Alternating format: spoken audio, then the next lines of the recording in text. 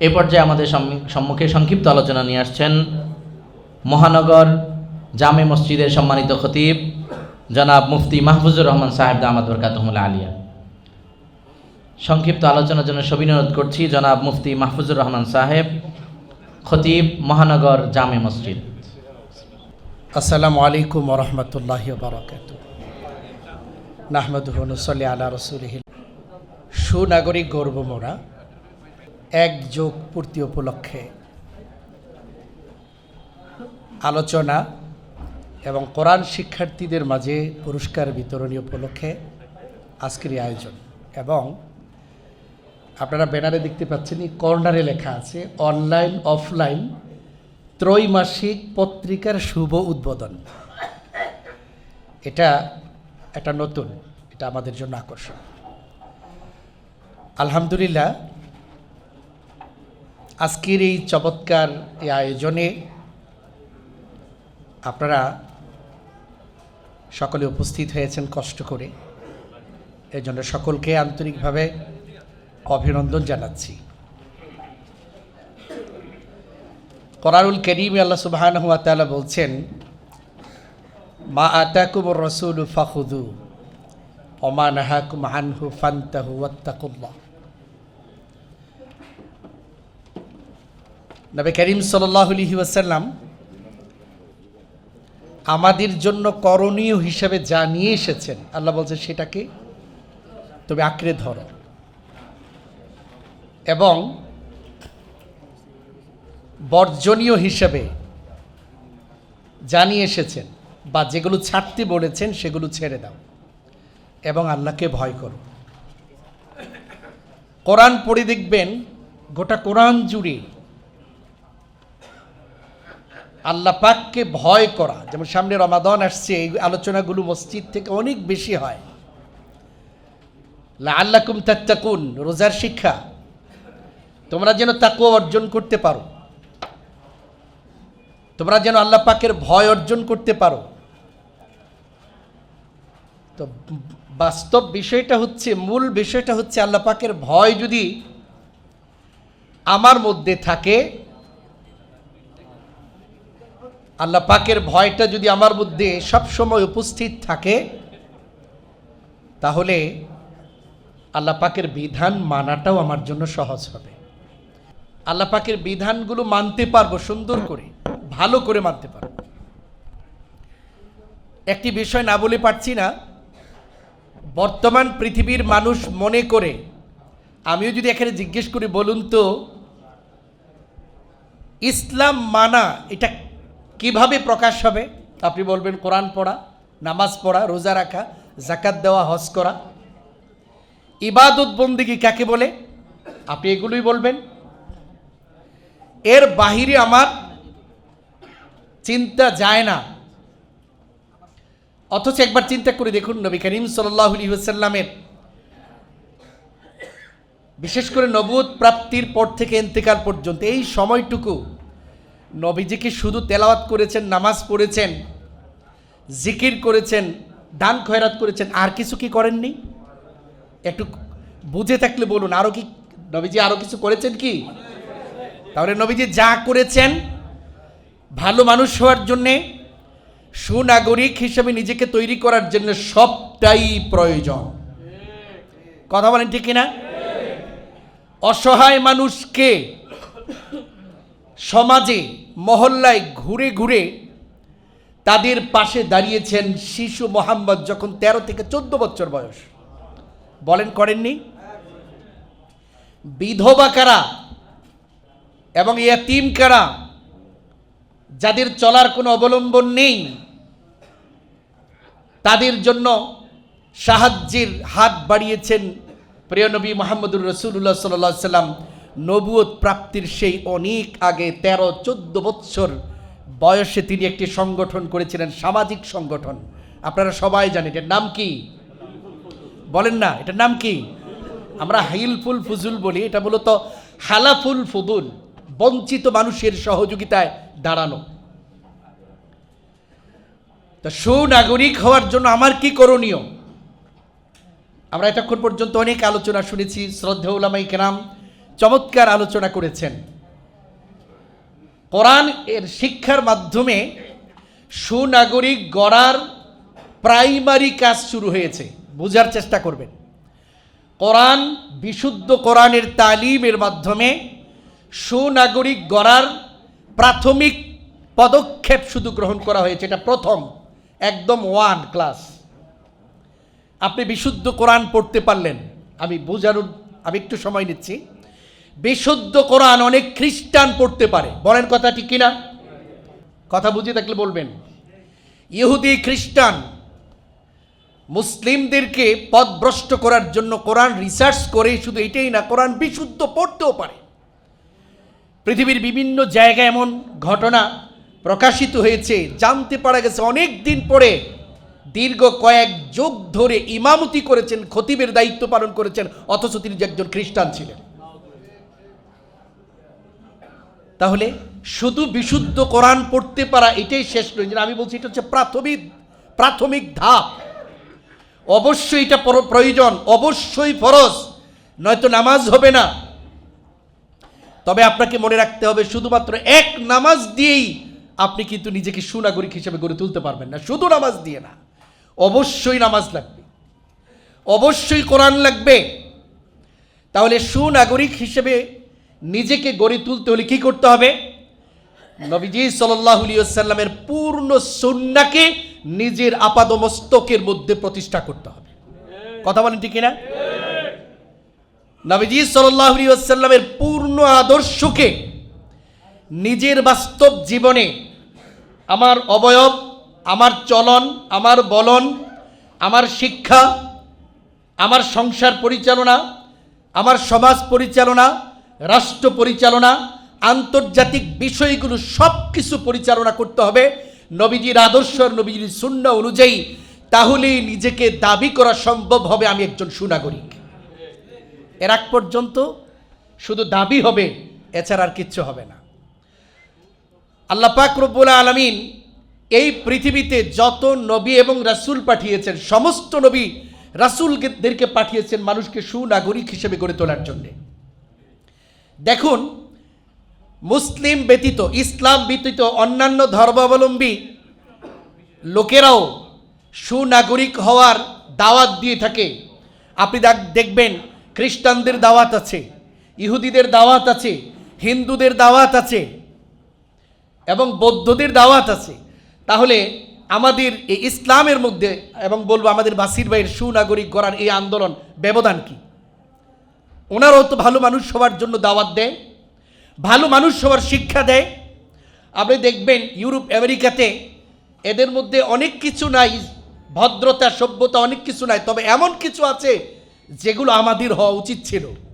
সহজে মিথ্যা বলে না, সুনাগরিক হওয়ার জন্য জরুরি। মানুষকে ধোঁকা দেয় না, সুনাগরিক হওয়ার জন্য ফরজ। মানুষের উপর জুলুম অত্যাচার করে না, অনেক অমুসলিমরাও আছে, সুনাগরিক হওয়ার জন্য ফরজ। তাহলে তারাও তো সুনাগরিক হওয়ার শিক্ষা দিচ্ছে, এর মধ্যে ব্যবধান কি? তারা যেই সুনাগরিক হওয়ার শিক্ষাটা দিচ্ছে তার অনেকগুলো আমাদের কোরআন এবং সুন্নাহর মধ্যে আছে, নবীজির আদর্শের মধ্যে আছে। তবে সেগুলোকে নবীজির আদর্শ থেকে নেক বা না নেক, হয়তোবা তাদের কোনো ধর্মগ্রন্থে সেগুলো থাকতে পারে, আমি বলবো সেগুলো সবটাই হচ্ছে মানব রচিত, অথবা অন্যান্য ধর্মগ্রন্থ থেকে যদি নিয়েও থাকে, নিজেদের মতো করে সেগুলোকে প্রস্তুত করা। আমাদের বাসির ভাইয়ের যে আন্দোলন সুনাগরিক গর্ব মোড়া, এটার মাধ্যমে দেখুন অন্যান্য জাতি গোষ্ঠী যারা সুনাগরিক হওয়ার দাওয়াত দেয়, মিশনকে পরিচালনা করছে, পৃথিবীবাসীর কাছে ওই শিক্ষায় শিক্ষিত হলেও সুনাগরিক হতে পারে, কিন্তু স্রষ্টার কাছে না। কথা বলেন ঠিক না? কিন্তু কোরআন সুন্নাহ ভিত্তিক আমাদের বাসির ভাই যে সুনাগরিক গড়ার এই আন্দোলন শুরু করেছেন, এর মাধ্যমে আমরা যদি সুশিক্ষায় শিক্ষিত হয়ে আমরা সুনাগরিক হতে পারি, যেমনিভাবে জগতের মানুষের কাছে একজন শ্রেষ্ঠ মানুষ হব, দেশের একজন সুনাগরিক হব, রব্বে করিমের কাছে একজন প্রিয় বান্দায় পরিণত হব ইনশাআল্লাহ।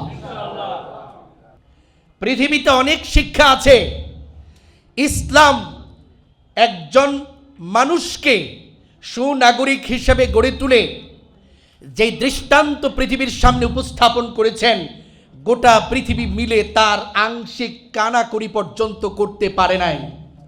ওমর ইবনুল খাত্তাব 27 বছর বয়সে ইসলাম কবুল করেছেন।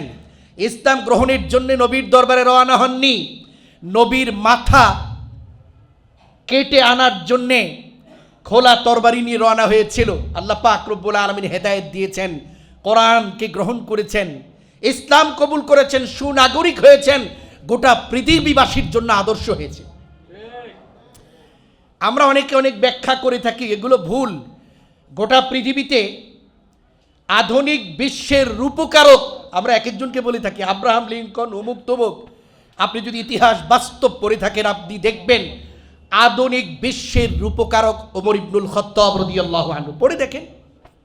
এবং সাহাবায়ে কেরামদের মধ্যে ইসলাম কবুলের আগে এমন অনেক মানুষ ছিলেন যাদের ইতিহাস যদি বলা হয় আপনার কাছে মনে হবে মারাত্মক হিংস্র একজন মানুষ ছিলেন, কিন্তু হিংস্রতায় পরিপূর্ণ সেই মানুষটাই কোরআনের শিক্ষা পেয়ে, নবীজির আদর্শের শিক্ষা পেয়ে, নবীজির সুন্নাহর শিক্ষা পেয়ে নিজেকে সুনাগরিক হিসেবে এমনভাবে গড়ে তুলেছেন, রব্বে করিম আয়াত নাজিল করে জানিয়ে দিলেন, আমি তোমাদের উপরে সন্তুষ্ট, রাদিয়াল্লাহু আনহুম, আল্লাহ তাদের উপর সন্তুষ্ট হয়ে গেছে। সুবহানাল্লাহ। নিজের কলিজার টুকরা সন্তানকে জীবন্ত পুঁতে রাখছে। আপনারা যারা হজ করেছেন, উমরা করেছেন, বাইতুল্লাহর সব নিকটে মাকবারাত ওয়াদিল বানাত, জীবন্তে পুঁতে রাখা সেই মেয়েদের কবরস্থান, যেখানে জীবিত ধরে ধরে পুঁতে রাখা হতো। যারা করেছে তাদের মধ্যে অনেকেই ইসলাম কবুল করেছেন। হিংস্র মানুষগুলো যুগের নয়, পৃথিবীর ইতিহাসের সোনালী মানুষে পরিণত হয়েছেন। আমাদের বাশার আলী বাসির ভাইয়ের সুনাগরিক গর্বমোরা এই আন্দোলন, এইটাই উদ্দেশ্য। আমি বলে আসছি, এই যে কোরআন শিক্ষা, আজকে যারা প্রতিযোগিতায় ভালো ফলাফল অর্জন করেছেন, বিজয়ী হয়েছেন, তাদের হাতে পুরস্কার তুলে দেওয়া হবে। তবে সুনাগরিক গর্বমোরা এই আন্দোলন, এর মধ্যে কোরআন বিশুদ্ধ পড়ার এই অংশটা প্রাথমিক অংশ। আমি আগেই বলে আসছি, শুধুমাত্র কোরআন বিশুদ্ধ পড়লেই সুনাগরিক হওয়া যাবে না। আজকে কোরআন পড়ছে, নামাজ পড়ছে, সুদের খাতায়, ঘুষের খাতায় স্বাক্ষর করে মসজিদে এসে সেজদা দিচ্ছে। এমনও দেখা গেছে অফিস থেকে সুদের লেনদেন, ঘুষের লেনদেন করে মসজিদে নামাজ আদায় করে সমস্ত মুসল্লিরা চলে গেছে, উনি হাত তুলে এখনো কাঁদছেন। বলেন লাভ কি? বলেন কি লাভ?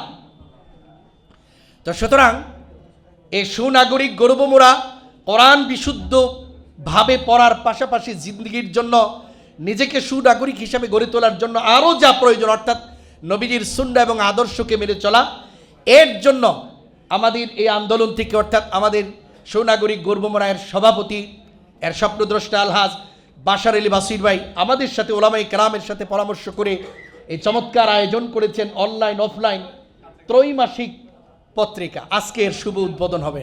বলুন আলহামদুলিল্লাহ। তাহলে এর মধ্যে কি থাকবে? আপনি বিশুদ্ধ কোরআন শিখলেন, এই কোরআনের অর্থ যেন আপনি বুঝতে পারেন। আপনার প্রতিটি পদক্ষেপ, আমি ঘুম থেকে উঠে আবার ঘুমানো আগ পর্যন্ত জীবনে যা করব, আমার আকীদা বিশ্বাস কেমন হবে, এ পত্রিকার মধ্যে আসবে। আজকে কাদিয়ানিরা দাওয়াত দিচ্ছে, তাদের বইয়ে কোরআন হাদিসের রেফারেন্সে ভরা। আপনি যদি বলেন উমুক আলেমকে আপনি চিনেন, হ্যাঁ ওনাকে চিনি, মহব্বত করি, কাদিয়ানি বলছে। বাইতুল মুকাররমের খতিব, হ্যাঁ ওনাকে চিনি, মহব্বত করি। আপনি তো বলবেন আমাদের সমস্ত আলেমদেরকে চিনে মহব্বত করে তাদেরকে অনুকরণের কথা বলছে, তাহলে অসুবিধা কি? আমিও মানি। বলেন অসুবিধা আছে কি নাই? আছে। তো সুতরাং আমি এটা বোঝানোর জন্য বলছি, খ্রিস্টানরা বই লিখে জান্নাতে যাওয়ার সহজ পথ, এই লেখা একটা বই আছে খ্রিস্টানদের লেখা। কখনো কখনো রাস্তায় দেখবেন যেখানে জ্যাম হয়ে যায়, সেখানে রাস্তায় গাড়ির ফাঁকে ফাঁকে ফ্রি বিতরণ করছে। ও, এটা শুধু কোরআন হাদিসের আলোকে জান্নাতে যাওয়ার সহজ পথ। বইটা কার লেখা? কথা বলেন না। এই বই, এই নামের সমস্ত বই খ্রিস্টানদের, এটা আমি বলি নাই। একটা বই আছে যেটা খ্রিস্টানরা লিখেছে, কোরআন এবং হাদিসের আলোকে জান্নাতে যাওয়ার সহজ পথ। আপনি তো দেখে পড়বেনই এটা। কি করে বুঝবেন? কোন আয়াত এবং কোন হাদিসের অপব্যাখ্যায় আপনাকে আমাকে গোমরা করেছে বুঝতে পারবেন না। এই জন্য বলছি, এই পত্রিকায় থাকবে আমার আকীদা কেমন হওয়া উচিত, সাহাবায়ে কেরামের আকীদা কি, ওইটাই আমার আকীদা হবে, এটার মধ্যে আসবে। আমার দৈনন্দিন জীবনের আমলগুলো কি করে নবীজির সুন্নাহ অনুযায়ী চলবে, আমার খাওয়া, আমার ঘুম, আমার সংসার পরিচালনা, এক কথায় 24 ঘন্টার রুটিন একজন মানুষের জীবনে যা যা প্রয়োজন সবটা কি করে নবীজির সুন্নাহ অনুযায়ী পরিচালিত হয়, পরিচালিত হওয়া প্রয়োজন, হতে হবে, এর সব কিছুর আলোচনা থাকবে আমাদের অনলাইন অফলাইন ত্রৈমাসিক পত্রিকা সুনাগরিক গর্বমোরা এর মধ্যে। আজকে এটার শুভ উদ্বোধন হতে যাচ্ছে। আমি সকলকে আবারও অভিনন্দন জানাচ্ছি আজকের এই অনুষ্ঠানে, যেখানে অনেক উলামায়ে কেরাম, বিশেষ করে আমাদের অত্যন্ত শ্রদ্ধাভাজন প্রিয় মুরব্বী এ মাদ্রাসার শ্রদ্ধাভাজন মুহতামিম এবং শাইখুল হাদিস হযরত মাওলানা মকবুল হোসেন সাহেব হুজুর আছেন এবং অনেক উলামায়ে কেরাম আছেন। এত বিশাল সংখ্যক উপস্থিতি দেখে আজকে আমার খুব ভালো লেগেছে। আসুন আমরা একটা প্রতিশ্রুতিবদ্ধ হই, আমাদের এই বাসির ভাইয়ের সুনাগরিক গর্ব মোরা এই আন্দোলনের সাথে আমরা যতদিন আছি সম্পৃক্ত থাকব ইনশাআল্লাহ।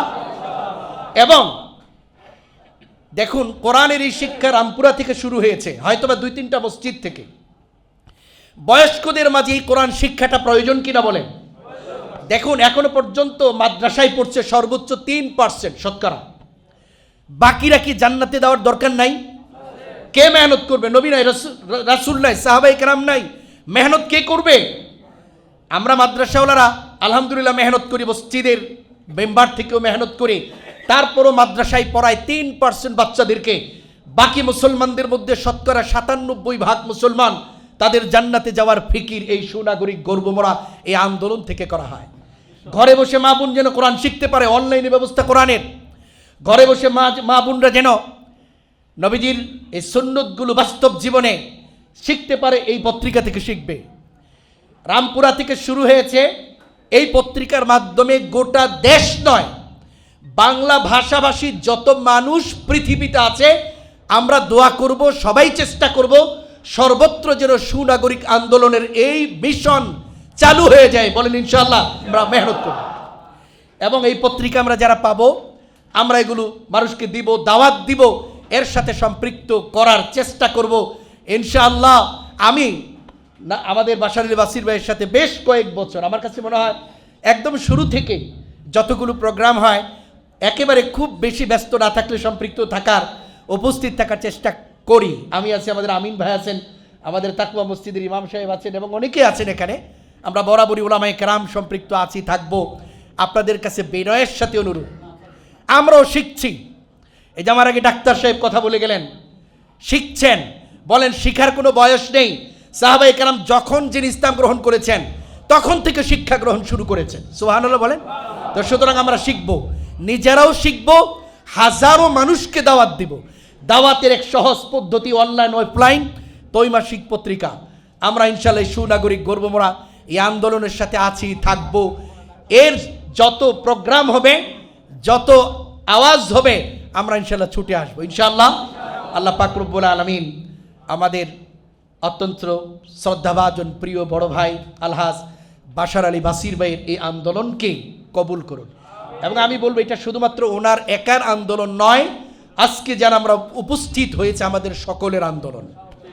আল্লাহ কবুল করুন। ওয়া আখিরু দাওয়ানা আলহামদুলিল্লাহি রাব্বিল আলামিন। আসসালামু আলাইকুম ওয়া রাহমাতুল্লাহি ওয়া বারাকাতুহু।